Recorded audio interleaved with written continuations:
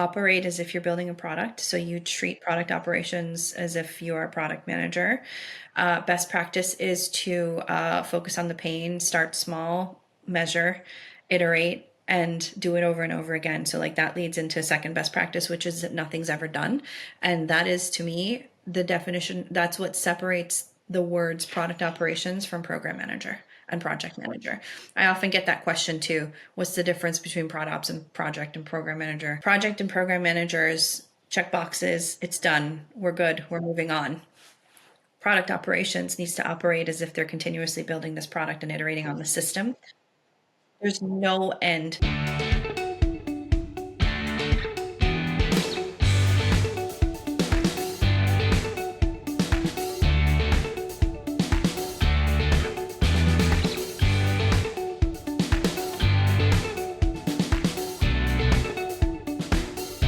Welcome everybody to the Talking Roadmap show. In series 2, we're talking all things product operations. And today, my special guest is going to enlighten us on all of those areas.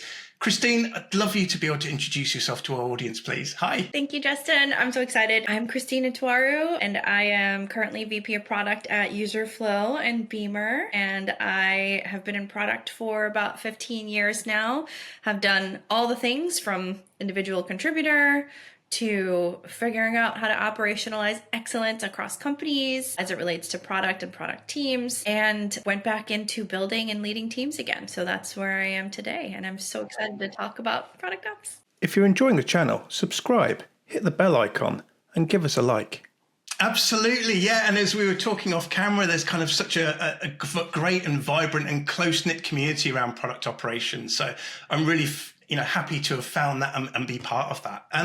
Maybe we just jump in straight into, I guess, the product. What is the purpose of product operations, do you think? Product operations is meant to stand up systems that can align folks to the right things. In its simplest form, that's how I distill it. And it can come in the form of humans. It can come in the form of humans that are also doing other work. When I say form of humans, I mean somebody who's dedicated to doing product ops itself, or as many of us have had to do and continue to do, be product ops as part of another role. But in its true form, it's meant to really set up a system that's going to allow everybody to focus on the right things and deliver value to customers faster. Nice. Yeah, I love that. A lot of people think that product operations is operationalizing just the product management team. It's not. It's about operationalizing product for the company. And that's a big mistake, I think, isn't it? Absolutely. Yeah. And that's one of the reasons it was questioned so much, and it still continues to be questioned today. I think it's been beautiful. Man, I've got so much to say about this.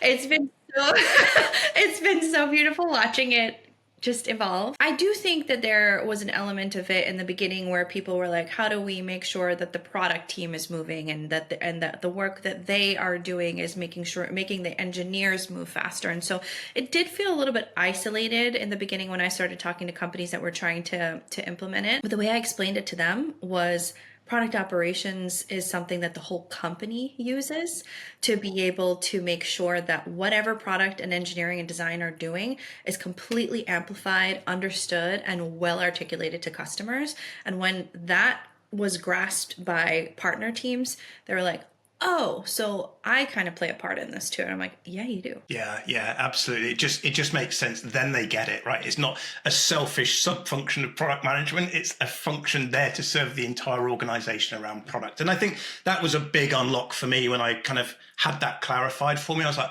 okay, now I get it. And now I can see the value. I guess for people that may not be familiar, what companies need product operations, or why do they need product operations? So I think if you are operating in an iterative development way, doesn't matter your company type, size, industry, as long as you have a product team that is focused really hard on customers and understanding their big pains and then constantly iterating, you are going to need product operations. And I'm gonna say this several times throughout our conversation, probably, because it comes up a lot. Like, product operations does not mean, out of my mouth, a human doing it. Specifically, it could mean that, and I love when companies do have that, but it truly means product operations as a system. And so every company needs to think about that, particularly in an environment today where every day we're seeing different technologies emerge, new competitors come out of nowhere because AI is empowering everybody to build tooling so much more quickly. And there's so many mergers and acquisitions happening, particularly in the product space. That's what I'm seeing these days. There's tons of baby companies that are popping up all over the place for B2B SaaS or just tech in general, and people are merging and all this stuff. So this is just a period of massive change where there needs to be some system in place to allow you to pivot quickly and to deliver value to customers continuously. So every company, to me, again, needs product operations in some way, shape, or form, or a human. And I made the distinction in the beginning, anything that's not waterfall, basically, if you are iteratively developing and changing your product, you need to do this. If you're waterfall and you're building to spec and you have 25 customers and you're taking case by case, which I don't know any companies like that anymore, but I'm sure that they're out there. You build however you want to build. Like, I think that's fine. I'm sure you probably need a little bit of product ops flavor as well. It really empowers companies and teams that are very conscious that change is inevitable and we need to keep up. Yeah, exactly. Change is often the only constant. And in fact, what you've shared there really resonates with me. You've been an early employee of many companies.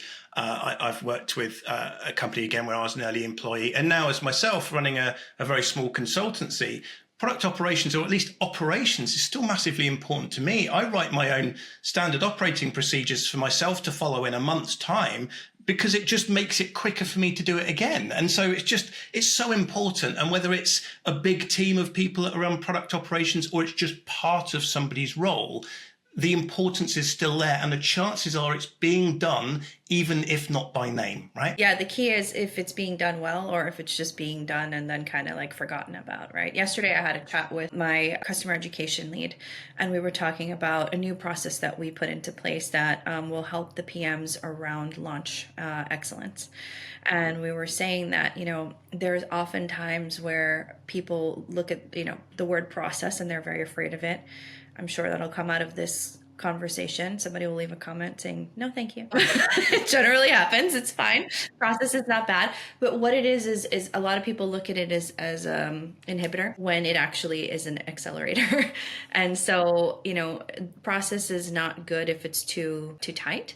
So you do need, again, this always goes back to change is constant, like you said. So we always have to be flexible. But yeah, I think that's a really critical thing for everybody to look at is you mentioned you put your own SOPs in place, and in a month from now and 6 months from now, you're like, oh, I already have this. I'm actually just going to refer to this and I'm good to go.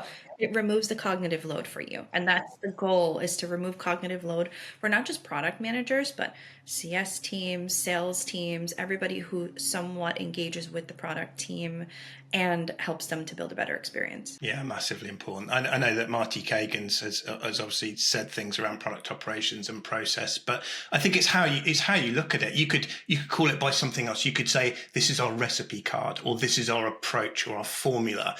Changing it, because I think process has quite a dirty word in many organizations. And like you said, they see it as an impediment or something that slows down things. Actually, it's just about having just enough process, and then it can be a great thing. And so that's where I've really embraced it in my life. I love product management, so I apply product management principles to myself. And it's just like, how can I make this easier for myself so that in a month's time, I'm not having to relearn it. I only do it 12 times a year. So why don't I just write it down, follow it. And when I'm not feeling motivated, it's just easy for me just to do it step by step by step. And then I'm done and we move on. And I think that's really the point. What I find too, it hit me a little while ago that a lot of people are averse to the word process and have this kind of like allergic reaction to it when they are hungry startup people and people that are just excited to get in somewhere and just go, right?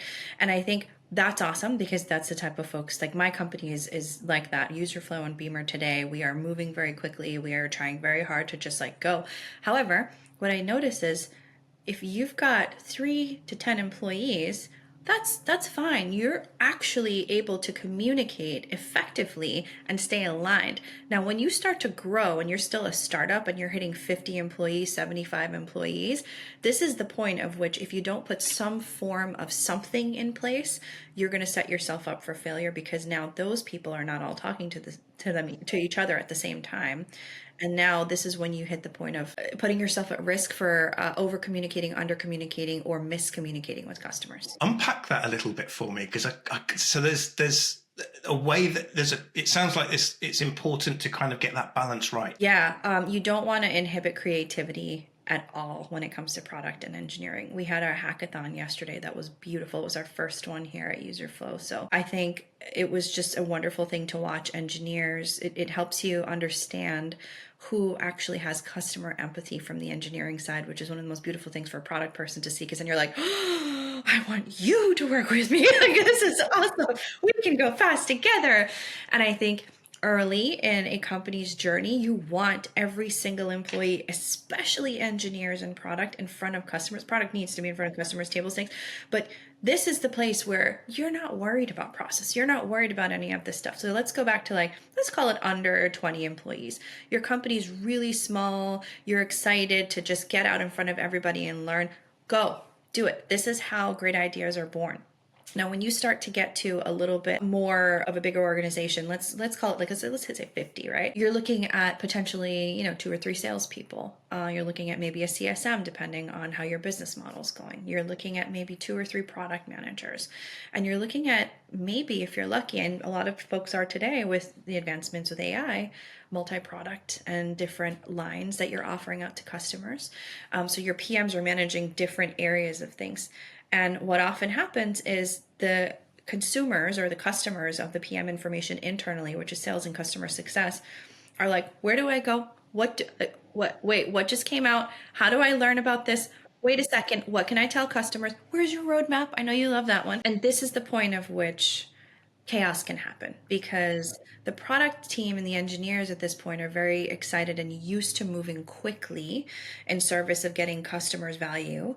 The issue is internally, if you don't align all of the parties, your customers are going to feel the chaos. So you want to hit that moment early in your journey as you start to grow and you start to scale, and think about, okay, pause for a second.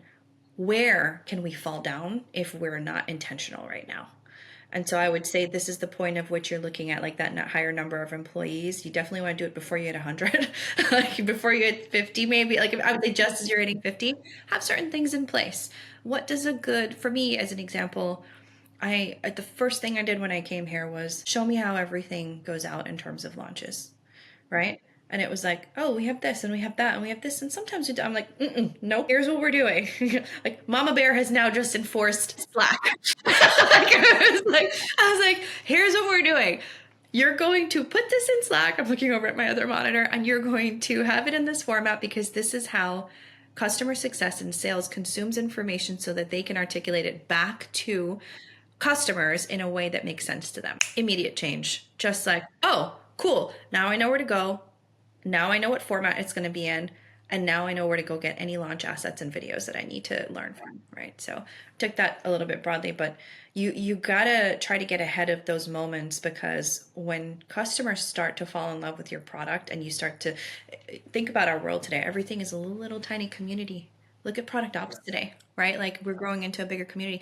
When things start to go on LinkedIn or any sort of social, your brand becomes a little bit more front and center. You want to make sure that the people inside are ready to talk about it at any given moment. Yeah, good point. That's a massive point right there. I guess it's something we touched on earlier, but I'd like to kind of ask you the question directly, which is, who does product operations help in the organization? I know what you're going to say, but I need to ask the question. Yeah, no, it's okay. I can say how I truly think it helps everyone. So I've seen many different flavors. At one point, I coached a couple hundred customers of mine at a previous company on how to stand up product ops, right? The best form of product ops is when they are advisors to leadership in product, right? And I say this is like, and you and I come from hardcore OG product backgrounds, right? And we understand that at one point we were responsible for delivering features, and you pushed out 6 features with engineering this quarter. That's 4 less than what you were supposed to do. You're 60%, right? And so then we moved into a world where the CPO or the head of product, VP of product, whatever it is, has that seat at the table. And it's now, for me, I'm responsible for X amount of conversions, right? Like, I'm from product led, right? And so it's like, okay, so you want to have product ops, and this is when the human is involved, be that kind of like right hand alongside your director of product or whoever's kind of overseeing everything with you, To help you understand, I had a friend and an old director at another company, Stephanie, who said this to me one day, and it was beautiful. She said, "Your team is my peripheral vision." And I will not forget that. It was amazing. Like, she was like, "You guys are the peripheral vision where when my team and I have put something out, we have partners that we can trust who are going to be our eyes and ears across everything to help us understand whether we need to what we need to do next." They don't. It was my team was not saying, "Here's what you need to do." It's, "Hey, here's all this data coming in. Here's like a recommendation that we have in terms of process stuff that can be changed." Sometimes it was content, sometimes whatever. But anyway, I think that was a beautiful moment, because what she meant there was you're listening not just from usage data and customer feedback, it's you're listening within the organization as well. So that extends out now. So you have the advisor to your leads and product, and then you have the partner to the rest of the org. So they do impact, or we do impact. I'm not formally, I am product ops still doing it. Not titled, but still doing it all the time. All the time. But, for me today, as an example, I'm standing up processes with my head of sales and success. And she and I are working on when they learn something, what are the pipes and how do we get that back to product in a way where we can validate and iterate on something or fix it or build something, right? So you're working with the heads over there. And then I would say, who else? There's even moments where I've seen teams partner really closely, depending on the product, with legal and compliance teams, right? Because yeah, like SOPs, any of the official terms and conditions there are many different little things where product ops has those.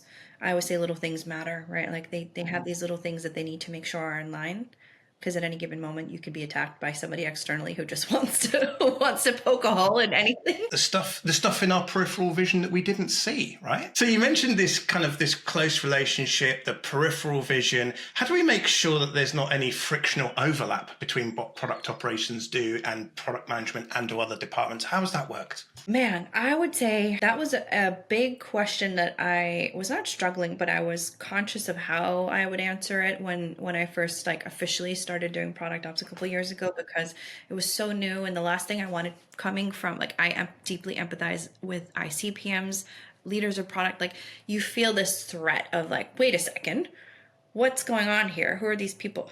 But very quickly, if you can alleviate that threat and make it a partnership, it's a very easy thing to do. And what I did, I have a blog, and what I wrote in one of the articles was pretty helpful for a couple customers, which was talk about what you're not doing.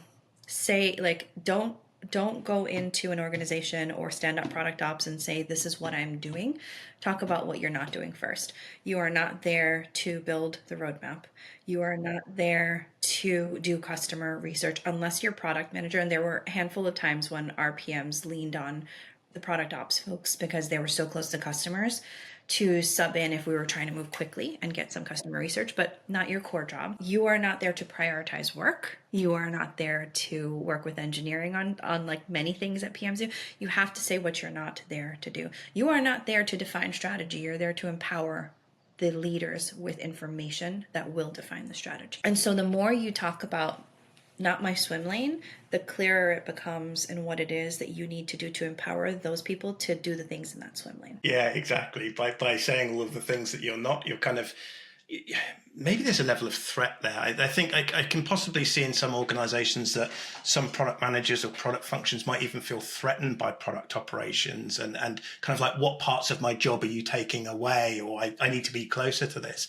Yeah, you've seen that. Tell me a little bit more about how you've seen that. Totally. I had someone who said that product ops was nothing more than tiny little program managers who were causing pain across the organization. And it was because their experience with product operations was limited, and what they had was something called a technical product manager role, where it seemed like it was a little bit of a blend of product ops and that. They didn't articulate it very well. I think that it just boiled down to feeling very concerned about whether they would take over the role. And I was like, There's no way that this team is taking over that role. Again, here's what we are doing, and here's here's what we're not doing, and here's what we're going to do to service you, right? Like we are the servant leaders to the servant leaders of the organization. And so, yeah, no, I've definitely seen that. It gets a visceral reaction from a lot of folks who prescribe to the very traditional old school way of doing product. I would say old school in a very beautiful light. I come from that, right? Like I appreciate that customer love and that digging into the data and that like being creative and throw things and be iterative. I absolutely love it. But it doesn't mean that we haven't shifted to a place where there's too much for one human to do, given the world of tech today. And so, and it's going to continue. This is how marketing ops was built. This is how RevOps was built. And product, I will say this until I don't know when, we are the most fortunate humans in technology as product people. And product people cast a wider net, like product managers, designers, product operations, right? We get to build and define and strategize and learn and empathize while the world is changing around us and everybody's flailing and like freaking out about like everything in tech. And it's a beautiful thing. And I think I saw a bunch of my customers I consulted with who were like, I'm having such a hard time. But that always took me into asking, where did the pain come from that pushed product ops into your organization? And what I found was there was more willingness to adopt product operations with a team or a human doing it when the product managers and the go-to-market teams felt enough pain that they realized that having a dedicated person to it was going to alleviate that pain so they can do their jobs better. Where I found that it wasn't working very well was when some leader got wind of it, thought of it as a buzzword, and was like, I probably need to bring in a product ops person. And then it was like product ops was born out of pain that the product manager has. And if somebody's enforcing it and there's like not a tie back to that pain, there's less willingness to adopt and embrace product ops. Yeah, totally. If you bring it in as a solution looking for a problem, you're going about it the wrong way. What you want to be looking at it is where are we having some problems, and then how can we bring some people in to almost product manage those problems internally. I mean, I had someone reach out to me a couple of weeks ago and they thought they wanted an implementation of a road mapping tool. And actually what I said is, let's take a step back a second. Let's just jump on a call for a little bit longer, an hour or 2 hours. Let's go through it and let's take a step back and look at your challenges. And actually, I think you've got more of a challenge around product management and prioritization and strategy than you have a tool. And they were so grateful because they actually hadn't spotted that. And it might mean that I get clients in a year's time when they're ready to implement a tool, but the problem wasn't the tool at the time. And that's really important. Like you said, product operations, don't just bring it in because it's a buzzword and then see where they can fit in. Understand where your problems are. And actually that fits into kind of the last question I have for you in the core set of questions here. How do you justify having product ops? Well, by the time you've got product ops, they've pretty much justified themselves because they've got a problem to solve. Exactly. Yeah. I mean, you answered it there. And like, there's a very tactical way that I did, that I coach teams on doing this as well. We did it back when I started product ops when I was at Pendo, was, we knew that there was pain. We knew we were skyrocketing in growth. It was a beautiful moment. It was like insane growth during COVID, especially. And I was like, okay, if we don't put something in place, we're going to have a huge problem across this company. And we were already at like 400-ish people, right? I think at that point. And I was like, you know what? We know we have pain. We know we have so much pain. It's about prioritizing the pain now. So you said, you have to PM this. You actually have to PM rolling out product ops across the company, whether it's a person or somebody's doing it as part of their job. So I just created this survey. And I always mean to write the survey up and publish it. Like I should do it. So we put out a survey, and I don't remember all the questions, but it was around, on a scale of 1 to 5, how painful is, or was it how much time are you spending with customers on research and discovery calls, right? And then on a scale of 1 to 5, how many, or what was it? No, I don't think it was 1 to 5. Sorry. It was like quantifying 5 hours, 10 hours or something like that. And then it was, how much time are you spending on firefighting? And, so what we did there was, let's just say it was like 15 hours a week on firefighting and like 3 hours a week on calls, which is common. What we did was we set a goal as the product ops team that a quarter from now, we're going to start to see this happen, right? And about 2 quarters out, this was higher. And so quantifying your value becomes easier when you can solve the pain of the product manager. When we realized that that was one set of customers, like you mentioned, you asked who does product ops serve and help before. This means that they are spending quality time with customers, which means that they are increasing the partnership element of the company on behalf of customer success and sales, right? So I put a survey out to the CS team and our sales team, and I was like, on average, how much time are you spending in Slack or across our drives looking for product updates?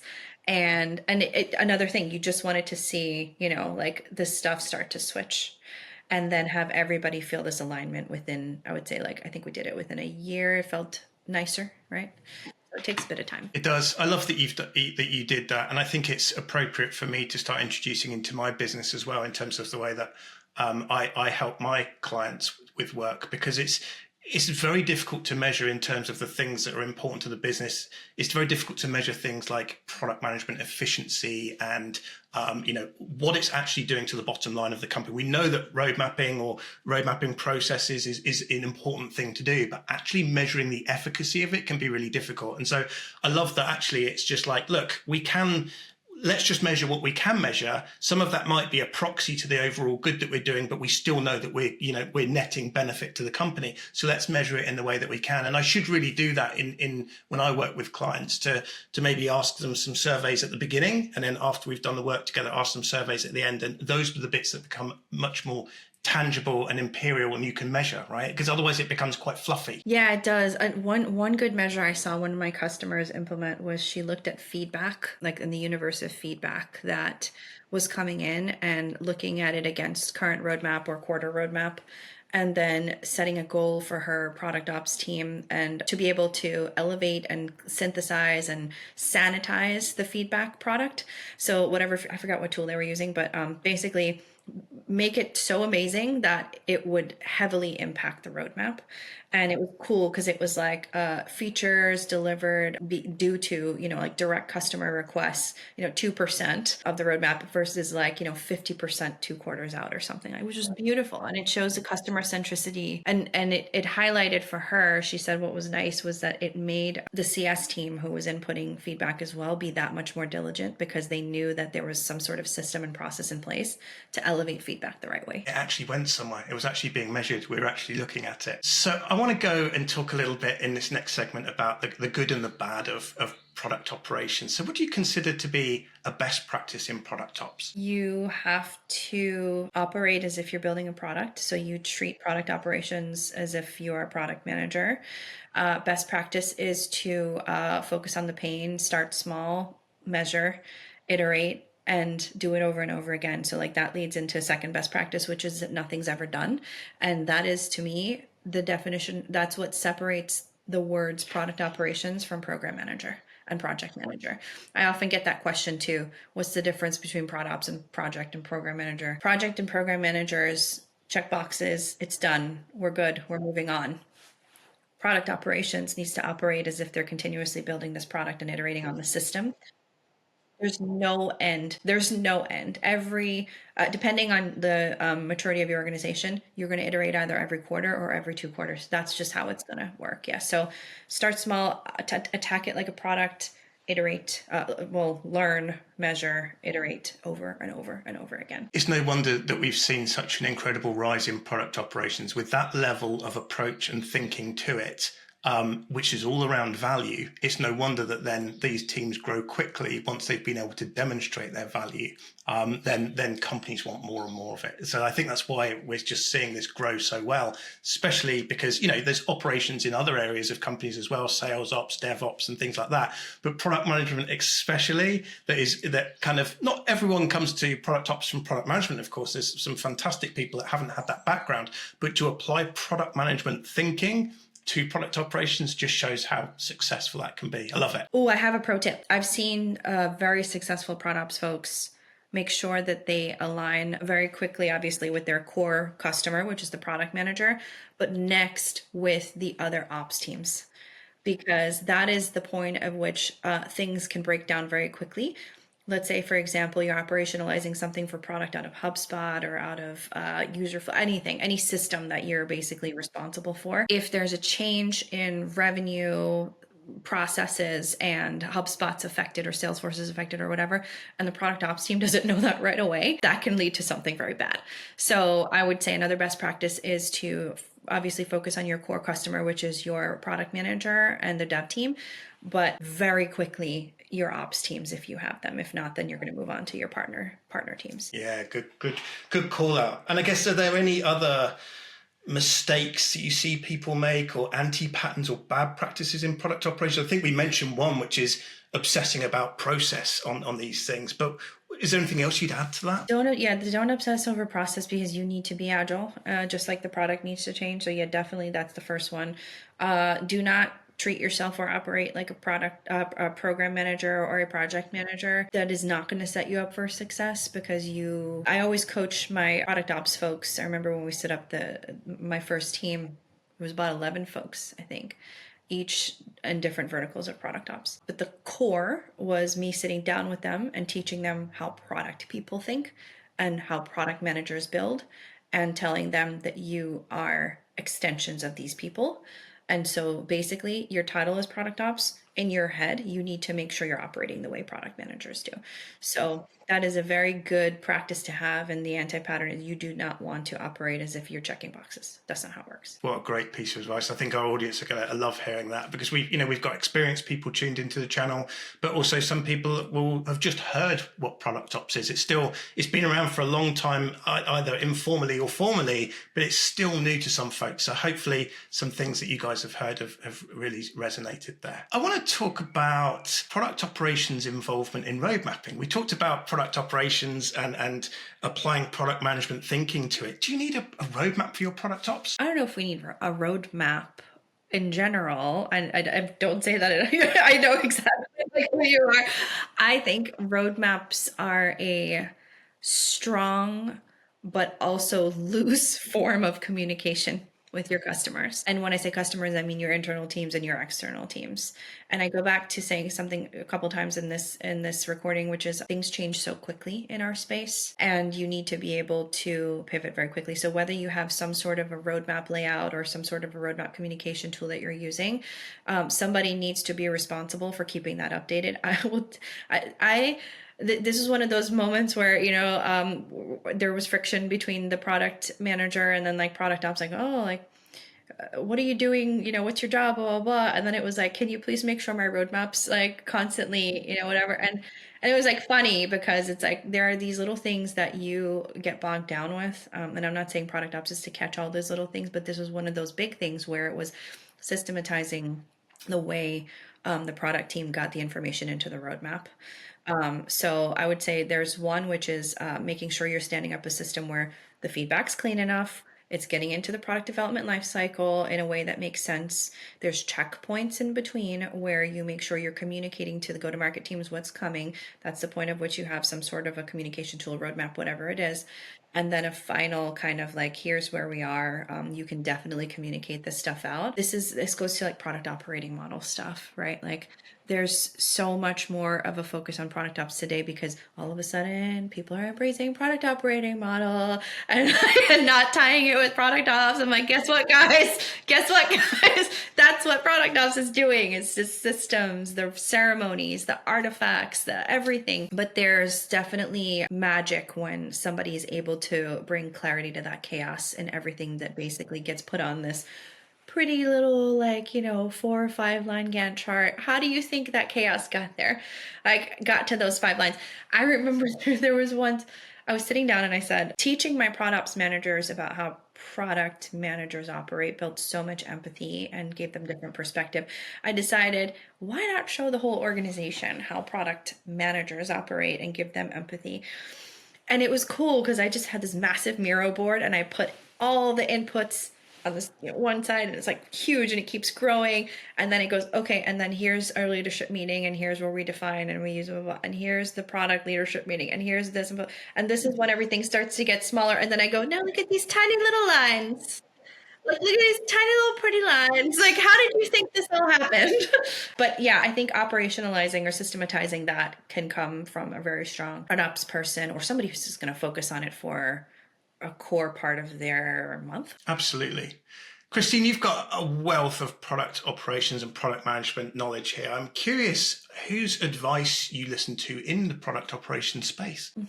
Denise Tillis, I absolutely adore her. You mentioned Becky from Dragon Boat, another one that I often follow. Melissa Perry. Melissa and Denise wrote the Product Ops book. It's in my little stack here. And I appear. I'm very proud of appearing. I love that very much. Pendo, also my former employer, wrote I think the first Product Ops ebook that's out there. So really great resource, and it was nice. It's actually a really good one because it shows you the different flavors and the way people were approaching it about 8-ish years ago now, maybe. And then you can kind of like look back and think about, wow, look, the world has shifted so much. Like this tells you again, we all need to shift along with it. I think those are some really great resources. Phenomenal. And in fact, I'm thrilled that we've got some of these people who've been on the show already. Some of them are in the cutting room at the moment, and we're going to put some episodes out. I wonder if there's anything about product operations that I should have asked you, but I haven't. I think a good question to ask is, do we see product ops? Because there's a lot of synthesizing of information going away or being minimized by the introduction of AI into many. Yeah, that's a hot topic. That's everybody, right? That's everything. So I would say, yeah, like I do get questions around, do you think product ops will become obsolete because AI tooling can take care of a bit of that work? AI tooling has definitely enhanced my ability to synthesize information. I mean, if you're not using AI, you're sorry. You got to do it, man. Like it is something that you need to do in order to stay not even ahead, but just stay current at this point. There are people just catching up. You and I started in product years ago, and it's like, I'm sure you're like me, where you're like, whoa, like what's happening? I know, but I don't see it as a replacement of me. I see it as giving an augmentation of what we're doing, or giving you and I superpowers. I don't see it as I don't feel threatened by it, but I do feel that you're right. If we don't embrace these things, we'll be overtaken by people that are. So I think it's definitely enhanced the outcomes that a product ops team can drive, let's just say, as an example, synthesizing feedback was something that my product ops team was responsible for. We actually built a core part of the product around the fact that product ops was feeling pain. So we enhanced the product that we were building at the time to help take care of that.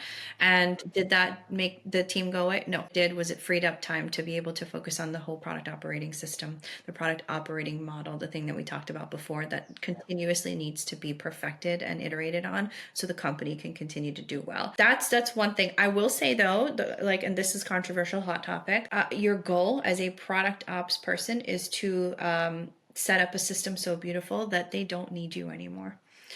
And so there are going to be companies where they've hit their peak and they're sustaining, and what they potentially need is you to consult at some point, or for somebody to come in and just take a look at where they currently are. If you've set up that system so beautifully and they don't need you anymore, you've done your job very well. And that means you have helped drive successful outcomes for that company and for customers in general. So yeah, that's like a hot take, but I think for anybody who's in sort of any ops role, you're doing your job very well when you've stood it up that way. Yeah, I remember when I was working as a product manager a long time ago, and we had business improvement consultants, which would come in, make some recommendations on people, process, tools, make some changes, do themselves out, have a job in that area and move on to the next thing. And I think I think it's absolutely the right way to look at this is like, if we're doing it well, we don't have to do that piece anymore. There's always another problem to solve. And so I think we shouldn't be scared of that.